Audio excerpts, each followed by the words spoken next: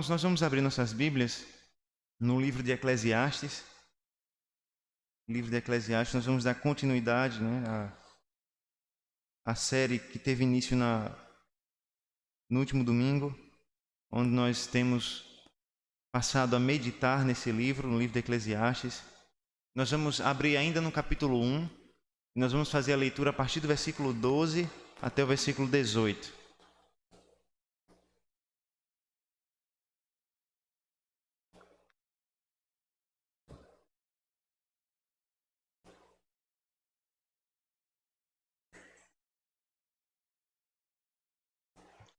Eclesiastes capítulo 1, versículo 12 ao 18.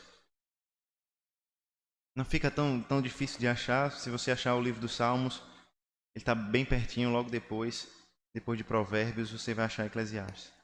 Eclesiastes capítulo 1, do versículo 12 ao versículo 18. Ouça o que o pregador, ouça o que o Senhor tem a nos dizer nessa manhã. Ele diz assim: Eu, o pregador, venho sendo rei de Israel em Jerusalém. Apliquei o coração a esquadrinhar e a informar-me com sabedoria de tudo quanto sucede debaixo do céu. Este enfadonho trabalho impôs Deus aos filhos dos homens para nele os afligir. Atentei para todas as obras que se fazem debaixo do sol, e eis que tudo era vaidade e correr atrás do vento. Aquilo que é torto não se pode endireitar, e o que falta não se pode calcular. Disse comigo: eis que me engrandeci e sobrepujei em sabedoria a todos os que antes de mim existiram em Jerusalém. Com efeito, o meu coração tem tido larga experiência da sabedoria e do conhecimento. Apliquei o coração a conhecer a sabedoria e a saber o que é loucura e o que é estutícia. E vim a saber que também isto é correr atrás do vento. Porque na muita sabedoria há muito enfado, e quem aumenta o conhecimento, aumenta a tristeza. Vamos orar ao Senhor mais uma vez? Senhor nosso Deus, nós rogamos ao Senhor o coração humilde para nos aproximar da Tua palavra, tão complexa, reconhecendo que o Espírito Santo, aquele que é o supremo intérprete da Tua palavra, pode nos iluminar e nos dar compreensão e entendimento da Tua palavra nesta manhã. É isso que nós pedimos. Nos ilumina, nos dá graça, em nome do Senhor Jesus. Amém. Irmãos, nós vivemos numa sociedade que dá muito valor, dá muito reconhecimento ao conhecimento. Nós vivemos numa sociedade que cada vez mais privilegia a graduação, a pós-graduação, o mestrado, o doutorado, o pós-doutorado. Todo mundo que estudou um pouco quer estudar mais, e quem estudou muito quer estudar ainda mais. Nós vivemos numa sociedade que dá tanto valor ao conhecimento que qualquer ficha que você preencha, até para comprar um cachorro-quente ali na esquina, você preenche o grau de escolaridade que você tem. É uma sociedade que dá muito valor ao estudo, ao conhecimento, ao aplicar-se a conhecer as coisas que foram criadas no mundo. Muitas vezes a educação é vendida como a solução do país, é vendida como a solução dos males do homem. O que a história mostra é que a educação está longe de dar a solução para os problemas do homem. O que o mundo mostra, a história do homem, a experiência humana, é que até mesmo os mais educados homens, os mais conhecedores homens, não encontraram problema para a sua vida, para o seu pecado no conhecimento. Começamos então na última semana, essa caminhada por esse livro de Eclesiastes. Um livro que muitas vezes é negligenciado por muitos, que certamente é um dos mais difíceis de interpretar de todos os livros da Bíblia, mas que certamente é a palavra de Deus, continua sendo verdade hoje, continua tendo aplicabilidade hoje, continua sendo uma mensagem muito atual e muito relevante para todos nós. Como nós começamos a perceber na última semana, esse livro fala da experiência humana, da vida humana debaixo do sol, debaixo do céu. Veja que Eclesiastes fala da vida comum, cheio de prazeres, cheio de alegrias, mas também cheio de imperfeições no mundo caído, no mundo que também tem amarguras, que tem tristezas, decepções. Eclesiastes parece então esboçar o sentimento que todos nós temos em alguma medida ao longo da nossa vida. Que essa vida sim tem bons momentos, momentos de alegria, momentos de desfrute, mas que também essa vida é dolorosa, é difícil, é cansativa, é decepcionante muitas vezes. O livro de Eclesiastes, então, é um perfeito retrato da experiência humana debaixo do sol, com suas alegrias e frustrações. Por isso, irmãos, o livro de Eclesiastes é relevante para todos nós, para a igreja do Senhor, para todos os homens. Porque quando nós pensamos que o homem, então, nesse mundo moderno, alcançou um novo nível, nós percebemos, então, que a mensagem de Eclesiastes continua sendo fundamental para todo aquele que quer viver bem no mundo. Até mesmo para o homem moderno, preso ao seu materialismo e ao seu secularismo. Em outras palavras, mesmo tendo sido escrita há tantos séculos atrás, há tantos anos atrás, há milênios de anos atrás, Eclesiastes continua sendo uma perfeita mensagem, uma perfeita crítica para o estilo de vida que nós vivemos, o estilo de vida moderno. Por meio das suas palavras, então, o pregador, o rei Salomão, como ele mesmo se identifica, estabelece um propósito para a vida. Ele nos ajuda a entender a razão por que nós vivemos e ele encontra esse propósito no temor ao Senhor e na obediência aos seus mandamentos. Nós vamos ver isso ainda no final desse livro, no capítulo 12. Eclesiastes, então, durante todo o livro, passa a voltar o leitor para a única esperança de significado para existir e para viver. Pois somente em Deus, no temor do Senhor, nós podemos encontrar uma razão, um significado para uma vida vazia e vã. Talvez esse seja o propósito desse pequeno livro, apresentar o valor, o significado da vida no temor a Deus. Por meio, então, das suas palavras, nós teremos a oportunidade de aprender diversas lições, as diversas lições da sabedoria bíblica para a nossa alma e para a nossa vida. Na última semana, nós começamos a tratar esse livro e nós vimos que esses primeiros versículos, do 1 ao 12, formam uma espécie de introdução a todo o conteúdo do livro. Nós meditamos, então, no fato de que sem Deus nós não temos qualquer proveito em nosso trabalho. O nosso trabalho, então, sem Deus, nesse mundo secular, ele é vão, ele é sem esperança, ele é apenas canseira. Porque sem Deus não há por que trabalhar. Hoje, então, nós daremos continuidade às reflexões sobre a vida, deixando agora um pouco de lado o trabalho e nos focando, então, no conhecimento, na sabedoria. Nós aprenderemos, então, que a busca pelo conhecimento sem Deus nos afasta das alegrias que o Senhor dá ao homem. Nós aprenderemos isso porque todo o conhecimento que conseguimos debaixo do sol é insuficiente para o nosso coração. Esse será o primeiro sermão de uma série dentro do livro de Eclesiastes, na qual nós aprenderemos que os homens buscam incessantemente a alegria em lugares e nos tempos errados. Nós vamos ver isso com a sabedoria, depois veremos isso com o riso, depois veremos isso com o trabalho, depois veremos isso com a vida e com a alegria do desfrutar da vida. Nós veremos que sempre que o homem coloca o seu coração em qualquer coisa que não seja Deus, ele se decepciona. Esse não é o caso diferente para a sabedoria, para o conhecimento. Veremos isso, então, ao observar primeiro que a sabedoria é um empreendimento sem fim e que a busca pela sabedoria é um empreendimento doloroso. Ouça bem, todo conhecimento que nós alcançamos debaixo do sol é insuficiente, porque a busca pela sabedoria é um empreendimento sem fim. No versículo 12, então, nós passamos a adentrar as reflexões do pregador.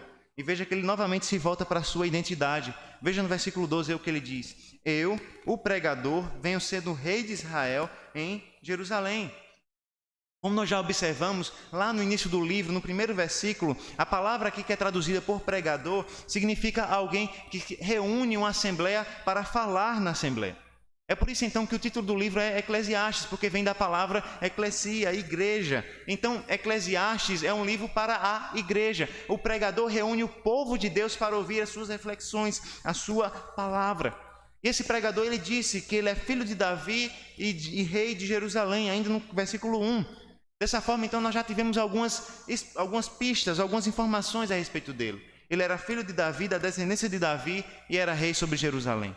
Agora, com essas palavras, nós temos outras boas informações sobre ele, porque nós vimos que, além de rei de Jerusalém, ele era rei sobre Israel e de Jerusalém.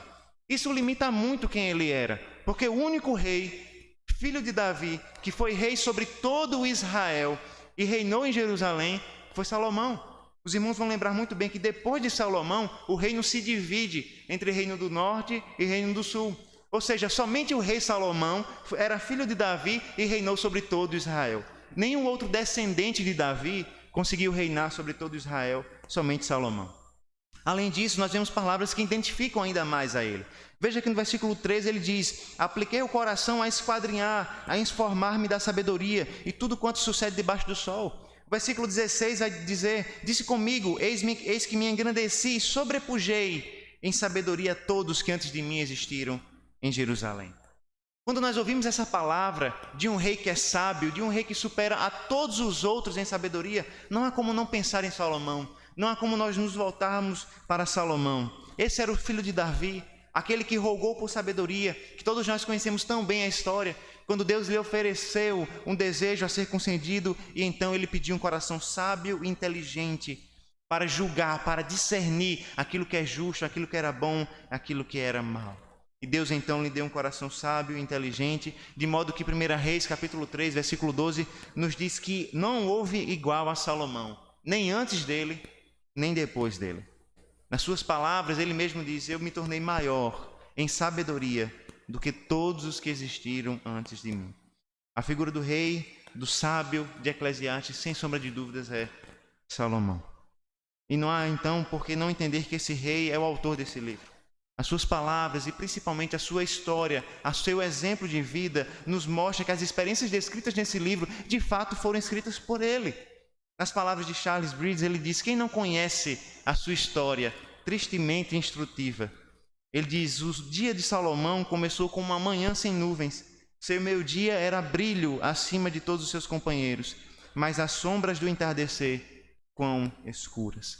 Essa é a história de Salomão, de alguém que experimentou tudo na vida, alguém que começou muito bem a caminhada como rei, que então cresceu em sabedoria e se tornou maior do que todos os reis da face da terra em sabedoria e em prudência, mas que caiu diante do pecado do seu coração. A sua história de ascensão e de queda é um excelente reflexo da nossa vida, da vida humana, nas suas idas e vindas, nos seus sucessos, nas suas falhas, nas suas vitórias, nas suas derrotas, nas suas realizações e frustrações. Nos lembrando que até mesmo o homem mais sábio da terra pode se tornar tolo por conta do pecado do seu coração. Como sabemos então, o rei Salomão ele se dedicou à busca do conhecimento. Não se trata de alguém que não estudou, não se trata de alguém que não gostava do conhecimento, que não se aplicava ao conhecimento falando que conhecimento não serve para nada. É justamente o oposto disso. É alguém que aplicou o seu coração a conhecer, é alguém que estudou muito, alguém que se dedicou muito aos estudos. A Escritura vai nos dizer que Salomão escreveu diversos, milhares de provérbios, escreveu milhares de cânticos, que ele observou as plantas da terra, que ele observou os animais. Era um homem conhecedor das ciências da sua época, era um homem conhecedor da literatura da sua época, um homem conhecedor da filosofia, da fé, da religião da sua época. E veja como ele demonstra a pessoalidade do seu conhecimento. Ele diz no versículo 13: apliquei o coração, o meu coração, a esquadrinhar e a informar-me com sabedoria. Em outras palavras, Salomão passou a perseguir o conhecimento. Passou a buscar o conhecimento que ele podia adquirir com seu coração. E ele fazia isso com respeito a todas as coisas debaixo do céu. Então, depois de concluir que o homem não tem proveito algum no seu trabalho, com que se afadiga debaixo do sol, então ele se empenhou o coração para conhecer, para alcançar sabedoria. Perceba o caminho de Eclesiastes. Primeiro, ele demonstra claramente que o homem não tem alegria ou esperança ou sentido para a vida no seu trabalho. Então ele se move do trabalho e vai para a sabedoria, buscando encontrar no conhecimento, na sabedoria, a razão para viver, o significado para a vida. Salomão então começa uma série de testes na busca por achar algo que tenha verdadeiro valor, algo que traga sentido para a sua vida. E o primeiro local que ele busca é justamente o conhecimento. As suas palavras são muito claras no versículo 13. Apliquei o coração a esquadrinhar e a informar-me com sabedoria de tudo quanto sucede debaixo do céu. Este enfadão trabalho impôs Deus aos filhos dos homens para nele os afligir. A busca de Salomão parece ser nobre, parece ser de grande ganho, pois perseguir o conhecimento, pesquisar sobre a sabedoria, está longe de parecer aos nossos olhos algo ruim. O nosso grande espanto, então, vem quando nós vemos a descrição dos resultados do seu empreendimento. Nós não nos espantamos quando ele fala da sua busca, mas nos espantamos quando vemos o resultado. Veja que ele diz que este enfadonho trabalho impôs Deus aos filhos dos homens para neles os encher. O pregador então chega à conclusão de que buscar conhecimento das coisas que acontecem debaixo do sol é um trabalho muito cansativo, é um trabalho muito enfadonho, que o próprio Deus deu ao homem. Ele mesmo afirma que esse trabalho foi dado com um propósito.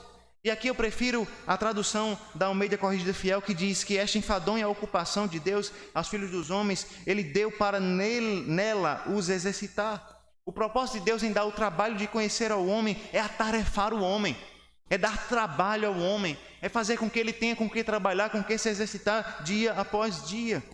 Talvez a palavra afligir não capte tão bem o sentido de atarefar, de ocupar. A razão de Deus dar esse trabalho ao homem é que o homem tivesse ocupação dia e noite nos seus trabalhos. Veja se não é assim, o homem é criado assim. Quando nós lembramos do jardim do Éden, quando Deus criou o homem, quando Deus criou Adão, o que Deus disse a Adão? Olha, dá nome a todos os animais da terra, domina sobre ele, domina sobre as plantas do campo. Ou seja, desde o início, Adão foi chamado para conhecer aquilo que foi criado. Ele foi chamado para conhecer os animais, para conhecer as plantas, para conhecer as ciências desse mundo, o conhecimento desse mundo. Mas depois da queda, o que nós vemos é que esse trabalho cada vez se torna mais doloroso, mais enfadonho, por um propósito simples, por uma razão simples. É apenas trabalho sem resultado proveitoso. Prova disso é a própria experiência de Salomão, nos versículos 14 e 15. Como diz Douglas Wilson, a vivência de Salomão nos proporciona a melhor compreensão de que o mundo é um palco giratório vazio. Veja comigo o versículo 14. Atentei para todas as obras que se fazem debaixo do sol, e eis que tudo era vaidade e correr atrás do vento. Veja que em seu empreendimento pelo conhecimento, em sua busca pela sabedoria, ele começou a olhar para todo o trabalho que é feito debaixo da terra. Ele começou a olhar para tudo o que acontece debaixo do sol, para tudo aquilo que acontece entre os homens, e ele concluiu que tudo era vaidade, é correr atrás do vento. Novamente nós nos lembramos que ele não está falando da vida com Deus. Justamente o oposto disso. Ele está falando da vida sem Deus. Ele está falando da vida de uma perspectiva secular, tirando Deus da jogada. São as obras que são feitas nesse mundo, as obras que são feitas aqui, no agora, que Salomão aplicou seu coração para conhecer. E como ele mesmo descobre, essas obras são vaidade, correr atrás do vento. Como nós já vimos, irmão, vaidade significa literalmente vapor, sopro, fumaça. E por que Salomão utiliza essa linguagem? Porque a palavra vaidade, que nós traduzimos por vaidade, significa justamente isso. Algo que é sopro, algo que é fumaça, algo que é passageiro, algo que passa, que é efêmero. Algo que nós não conseguimos nos apegar. É como ele diz, correr atrás do vento. Não se pode armazenar vento, não se pode pegar o vento, não se pode guardar o vento no bolso. Tentar fazer isso é loucura. Por isso que ele diz que a vida é vaidade. Porque é impossível guardar ou se aproximar da fumaça e nos agarrarmos nela. Porque não há sustento algum para nós. Não há nada em que agarrar, não há estabilidade. Veja que Salomão começa a dizer que mesmo estudando as coisas que acontecem no mundo, mesmo aplicando o seu coração para entender a sabedoria, para encontrar conhecimento, ele não conseguiu encontrar nada. Nenhum resultado que oferecesse um valor, um significado para a sua vida. E a razão muito clara disso, irmãos, é que tudo que nós fazemos dura tão pouco nessa vida. Nada é estável, nada oferece segurança. E da mesma forma é o empreendimento de conhecer. Porque por mais que a gente conheça alguma coisa, ainda vai faltar muito mais para ser conhecido. E por mais que a humanidade avance nas suas ciências, ainda falta muita coisa para ser conhecida. E o homem não vai cessar de conhecer, não vai cessar de aprender, não vai cessar de desenvolver, porque ainda vai restar sempre muito para ele aprender sobre a criação de Deus. Essa é a frustração que todos nós temos que lidar. Por mais que a gente queira conhecer os assuntos do mundo, nós temos limitações, nós não conseguimos aprender tudo o que nós gostaríamos de aprender. Nós não conseguimos fazer tudo o que nós gostaríamos de fazer. Conversando com irmãos em Cristo, a gente refletiu a respeito disso e nós então chegamos à seguinte conclusão. É tão interessante como o conhecimento ele é contínuo. Se você para de estudar alguma coisa, você rapidamente se esquece. Essa é uma frustração terrível do conhecimento. Você estuda, dias depois se esquece. É tão interessante perceber que muitas vezes homens, mulheres que dedicaram sua vida toda ao conhecimento, a ler livros, a pesquisar o mundo, a natureza, a criação, quando chegam na sua idade mais avançada, começam a se esquecer de tudo aquilo que um dia aprenderam. Muitas vezes a gente precisa refletir qual é a razão do conhecimento. Se quando a nossa mente já está fraca e débil, nós já não conseguimos nos lembrar daquilo que nós nos esforçamos tanto para aprender. É por isso que correr atrás do conhecimento e achar nele a razão para a vida é vaidade. É como buscar capturar o vento. Não há como sustentar-se no conhecimento, porque o conhecimento ele vai, ele vem. O conhecimento é esquecido. O conhecimento não pode trazer significado para as nossas vidas. Como resume mais uma vez Douglas Wilson, ele diz: a investigação toda foi um empreendimento triste, produzindo resultados lamentáveis. Porque gastar tempo buscando conhecer tudo o que acontece levou a Salomão a entender que tudo é vão, é fútil. E uma das razões é apresentada no versículo 15. Veja, aquilo que é torto não se pode endireitar e o que falta não se pode calcular. Veja que interessante. E veja se isso não é verdade na nossa vida. Por mais que a gente se esforce, por mais que a gente estude, por mais que a gente conheça o mundo, por mais que a gente busque sabedoria, por mais que a gente trabalhe, o que Deus tornou torto, nós não podemos endireitar. Nem o conhecimento, nem a sabedoria, nem o nosso trabalho pode endireitar aquilo que foi feito torto. Há uma razão para isso. Abra no capítulo 7, versículo 3. Eclesiastes capítulo 7, versículo 3.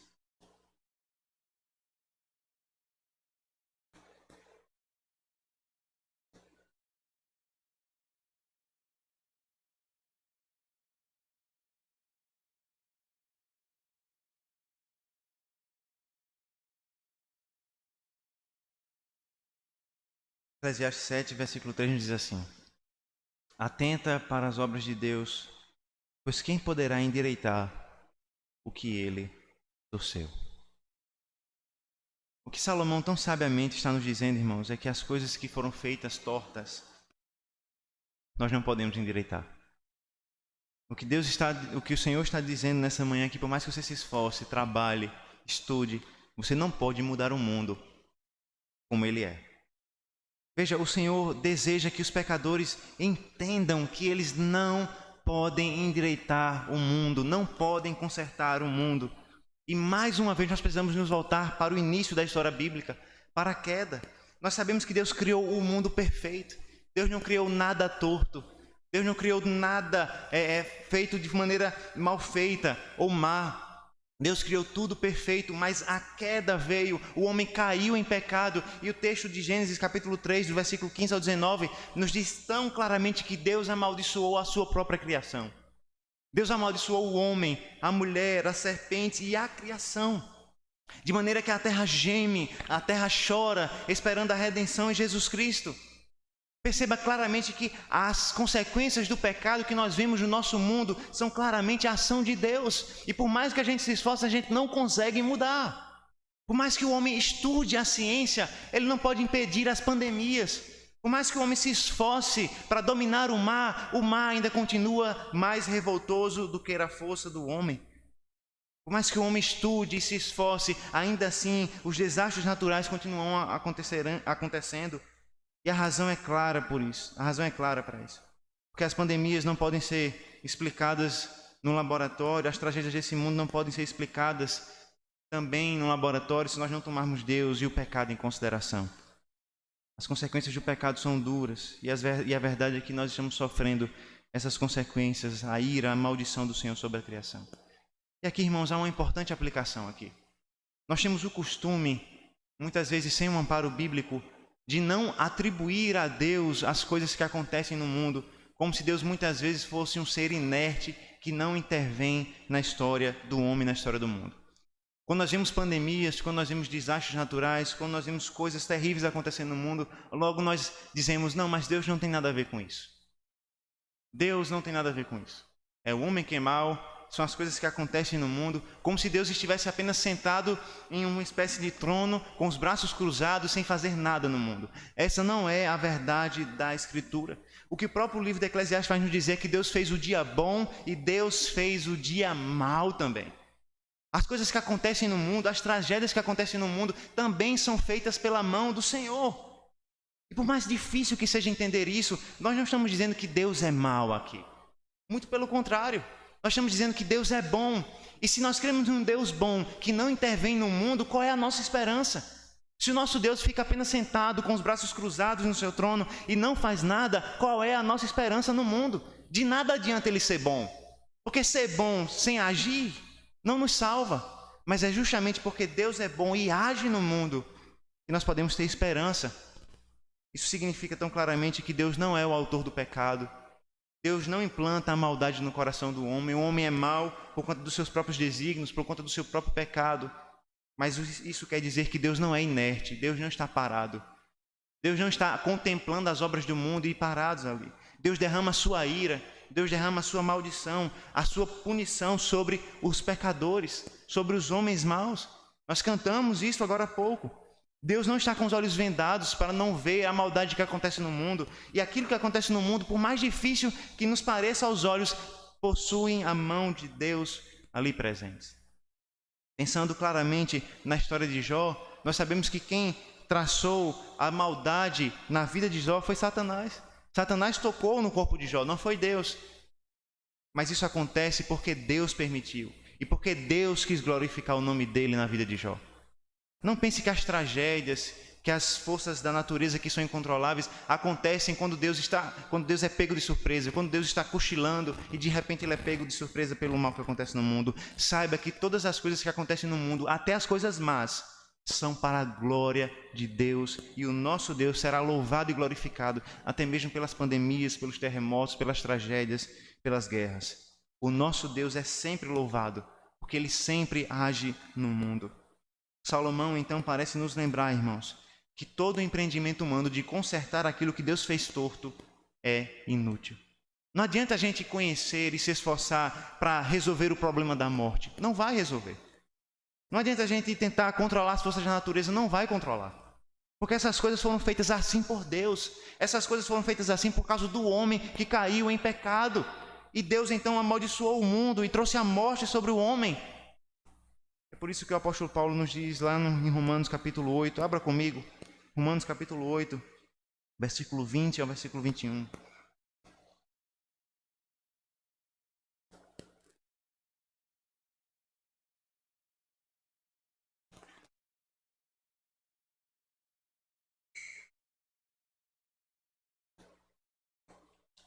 Romanos capítulo 8, versículo 20 ao 21 nos diz assim: Pois a criação está sujeita à vaidade, não voluntariamente, mas por causa daquele que a sujeitou, na esperança de que a própria criação será redimida do cativeiro da corrupção para a liberdade da glória dos filhos de Deus.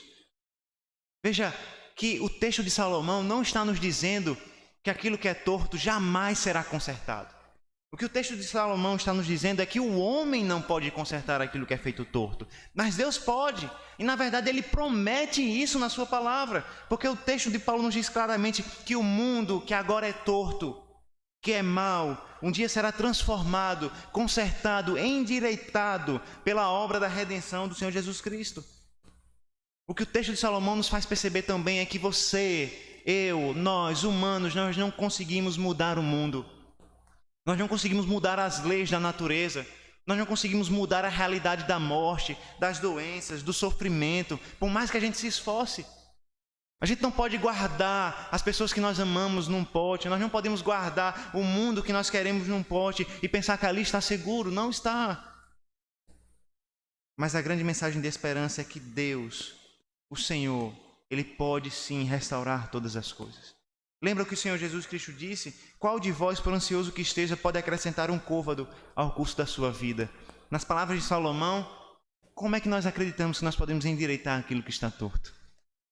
Por mais que você seja ansioso, por mais que você se preocupe, por mais que você trabalhe, por mais que você busque conhecimento, você não pode mudar um grau na sua vida.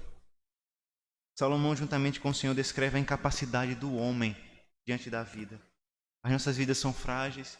Por mais que a gente se esforce muito e tenha muito conhecimento, somente Deus pode agir nesse mundo e salvar esse mundo e salvar o homem. Somente Deus tem poder para endireitar aquilo que está torto por meio da obra da redenção. Ao dar o empreendimento enfadonho, cansativo do conhecimento para o homem, Deus mostra a sua sabedoria, a sua soberania, a sua grandeza diante da nossa pequenez. Ele nos humilha e nos leva a reconhecer que nós não podemos fazer nada nesse mundo. Que por mais que os nossos esforços sejam empenhados aqui, a gente não pode mudar o mundo. Mas a esperança é, nós não podemos, mas Ele pode. Por meio de Jesus Cristo, por meio da redenção do mundo, esse mundo que nós vivemos será restaurado. A criação encontrará o endireitamento que ela precisa e nós podemos ser restaurados. Nós não podemos mudar o mundo, nós não podemos mudar o coração dos homens, mas Deus pode. A nossa sabedoria é inútil diante do pecado do homem, diante do pecado do mundo. Mas o Evangelho de Cristo não. O Evangelho de Cristo não é inútil, não é impotente, não é sem força.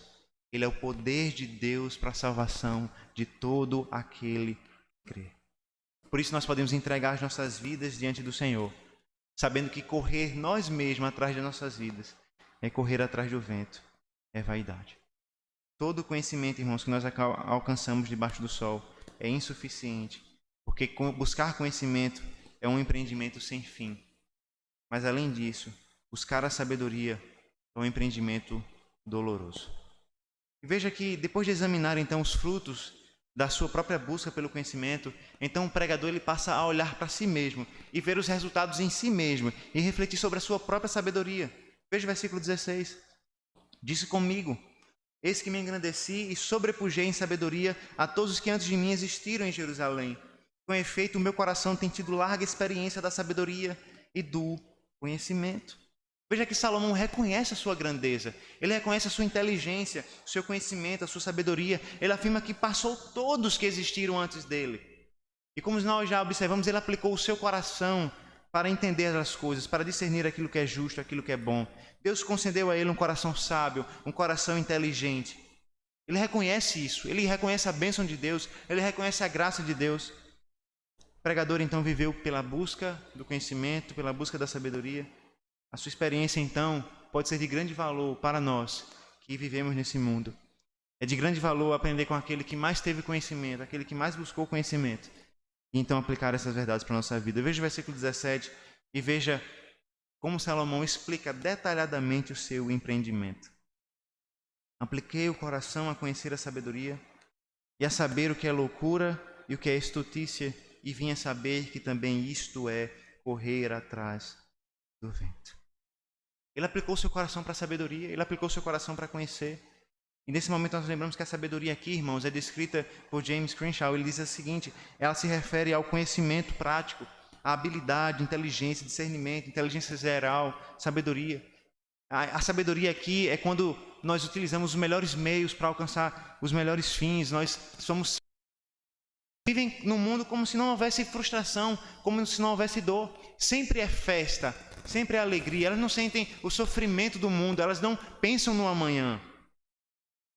Mas nós que somos crentes, que conhecemos o Senhor, que temos a verdade de Cristo, na palavra da Escritura, nós temos a mente de Cristo, nós começamos a perceber aquilo que é bom e aquilo que é mal no mundo. Nós percebemos que o mundo é cheio de injustiças, de frustrações, de sofrimentos. Quanto mais nós aumentamos o nosso conhecimento, mais nós aumentamos a nossa dor. E a frustração pela busca do sentido da vida por meio do conhecimento, por meio da sabedoria, deveria então ser um grande alerta para a nossa sociedade e para nós mesmos. Porque quando nós colocamos a nossa esperança no conhecimento, no acúmulo de sabedoria e do conhecimento, o nosso caminho vai continuar sendo de canseira e de enfado. Nós vivemos numa sociedade que coloca muito o seu coração no conhecimento. A nossa sociedade revela um amor quase idólatra pela ciência. A nossa sociedade revela um amor quase idólatra pelas filosofias, pelas linguagens, pelo próprio homem. A nossa sociedade revela um amor humanista, um amor pelo homem que demonstra como ela está longe de Deus.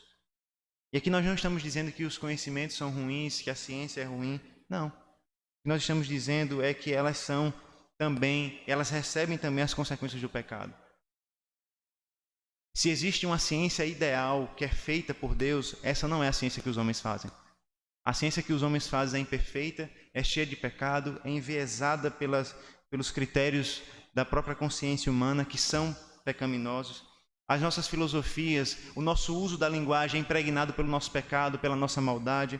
E quanto mais nós colocamos o nosso coração nessas coisas, nós nos afastamos de Deus. A grande verdade, irmãos, é que quanto mais nós acumulamos o conhecimento, quanto mais nós colocamos o nosso coração no conhecimento e na sabedoria, nós vamos descobrir a dor e a canseira no mundo. Enquanto viver para alcançar conhecimento for o desejo e o propósito do homem, ele só vai encontrar frustração. E como isso é tão importante para a gente. Como é triste ver pais que o principal conselho que eles dão aos seus filhos é: estude para você ser alguém na vida. Quando eles deveriam dizer: meu filho, leia a palavra de Deus para você aprender e ser alguém na vida. Estude a palavra para você ser um homem de Deus, para você ser uma mulher de Deus. Aprenda como deve ser uma mulher segundo as Escrituras. Aprenda como deve viver em santidade e santificação. Depois faça a faculdade para a glória de Deus. Depois estude para a glória de Deus. Mas enquanto os nossos filhos não aprendem o que é viver para a glória de Deus, o que adianta fazer faculdade? O que adianta se formar? Eu tenho certeza que todos nós poderíamos escolher se nós queríamos que nossos filhos fossem crentes e crescem em Jesus Cristo, ou se eles fossem formados e doutores nesse mundo. Todos nós escolheríamos a fé em Cristo. Mas por que tantas vezes nós escolheríamos algo que é bom, mas as nossas atitudes no dia a dia demonstram justamente o oposto? Porque muitas vezes a gente gasta mais tempo exortando o nosso filho a conhecer o mundo, quando nós deveríamos gastar mais tempo exortando a conhecer a Deus e conhecer a palavra de Deus. A gente incentiva os nossos filhos a viverem essa corrida desenfreada por conhecimento e achar sentido e razão nisso, quando nós deveríamos incentivar os nossos filhos a encontrar a verdadeira esperança e razão para viver no Senhor Jesus Cristo. Viver para Cristo deveria ser o nosso objetivo. Deveria ser o objetivo das nossas famílias. Deveria ser os objetivos da nossa vida profissional. Viver para a glória do Senhor, para a glória de Cristo. Pois somente por meio de Cristo a verdadeira sabedoria é alcançada. Eu gostaria que você abrisse em 1 Coríntios, na carta de Paulo a Coríntios, a primeira delas, no capítulo 1, nós vamos ler do versículo 30 ao 31.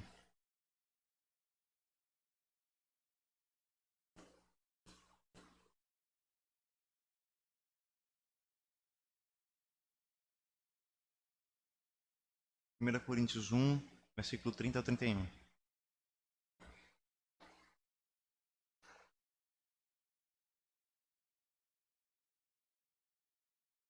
Veja o que a palavra de Deus nos diz. 1 Coríntios 1, do 30 ao 31, nos diz assim: mas vós sois dele, em Cristo Jesus, o qual se nos tornou da parte de Deus sabedoria e justiça e santificação e redenção, para que, como está escrito, aquele que se gloria, glorie-se no Senhor. Você quer alcançar sabedoria? Glorie-se em Cristo. Você quer encontrar sabedoria? Encontre a sabedoria que nos foi dada da parte de Deus, Jesus Cristo. Você quer ser o homem sábio e a mulher sábia sobre a terra? Encontre o sentido para a sua vida. Encontre o sentido para a sua existência na sabedoria de Deus, Jesus Cristo. Aquele que nos ensinou que o viver do homem é viver para a glória de Deus e para desfrutar de Deus. Ao contrário do que o mundo nos ensina, ao contrário do que a nossa sociedade entende, a educação não pode e não vai salvar o homem. A educação não vai criar sociedades melhores. Vai criar sociedades talvez mais domesticadas, mas não melhores. Porque o problema do coração do homem não é a falta de conhecimento. O problema do coração do homem é o pecado. E enquanto esse pecado não for resolvido pela obra da redenção do Senhor Jesus Cristo, aquele que é a sabedoria de Deus, nós passaremos a vida toda acumulando conhecimento, achando que isso é a solução do nosso problema. Nós vamos encontrar dor e sofrimento. Se você quer de fato encontrar a real solução para a sua vida, o real sentido para viver, olhe para Cristo, aquele que é a perfeita sabedoria de Deus. Aquele que se gloria, glorie-se não no conhecimento, mas no Senhor. Vamos orar ao nosso Deus nesse momento? Senhor Deus, Deus bendito, nós te louvamos, Senhor, porque nós vemos o mundo, Senhor, correndo um caminho que os leva para a morte a cada dia, achando que é no trabalho, achando que é no conhecimento que eles vão encontrar salvação, achando que é a educação que vai dar o real significado para a existência do homem. Ó Deus, muito obrigado, porque hoje nós vemos com tanta clareza na Tua palavra que não é isso. Nós vemos com tanta clareza que somente a fé em Jesus Cristo pode dar um real significado e propósito para a vida humana. O conhecimento, a sabedoria é boa, o conhecimento é bom, mas só é bom quando nós olhamos para esse conhecimento e para essa sabedoria em Cristo Jesus. Sem Deus, sem Cristo, o nosso conhecimento é vão. Mas em Cristo Jesus, o nosso conhecimento, a nossa sabedoria, serve para a glória de Deus, que é o objetivo de todo o universo. Ó Senhor, nos ensina a viver buscando significado não nas coisas desse mundo, mas buscando significado no Senhor, de maneira que aquele que se gloria seja a sua glória no Senhor. Que a nossa glória, que a nossa alegria, que a nossa satisfação, que a nossa esperança, a nossa fé esteja no Senhor Jesus. Não no intelecto, não no conhecimento, não na razão. Que não seja a razão que nos ilumine, mas que seja de fato Jesus Cristo, o Filho de Deus, a luz do mundo, que ilumine os nossos corações e faça resplandecer em nós a estrela da alva, a estrela da manhã. Nós choramos no nome dele. Amém.